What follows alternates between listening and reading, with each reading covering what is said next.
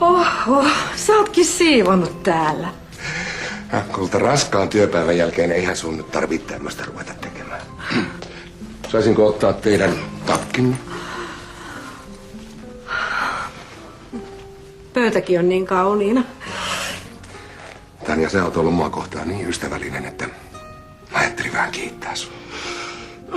Tää tuoksuukin niin hyvältä. Mä valmistin sen just samalla reseptillä, millä sinäkin sen teet. Oi kun ihanaa, toisen tekemä ruoka maistuu aina paremmalta. Sä oot nähnyt niin paljon vaivaa. Tarjouksesta ostin tuon kanan. Mutta näitä piinian siemeniä löytyy, jos sä haluat ripotella niitä tonne sekaan. Moi Ismo, sä osaat olla oikea herrasmies. Sä oot ensimmäinen mies, kenen tekemä pasta on parempaa kuin mun. Kiitos.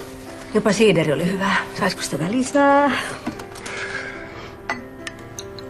Kiitti. Mihin se nyt?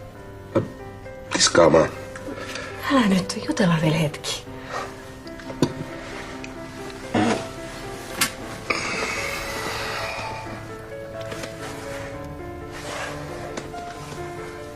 Tanja, sä et tiedä, miten paljon sun apus mulle merkitsee.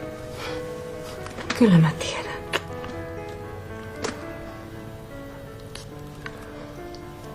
Mun kai nyt pitäisi kysyä, että meille vai teille? Anteeksi. Tuohon sohvalle vai makkariin?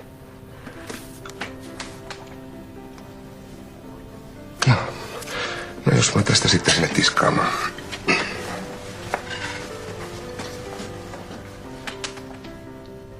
Ismo, mökytät sä?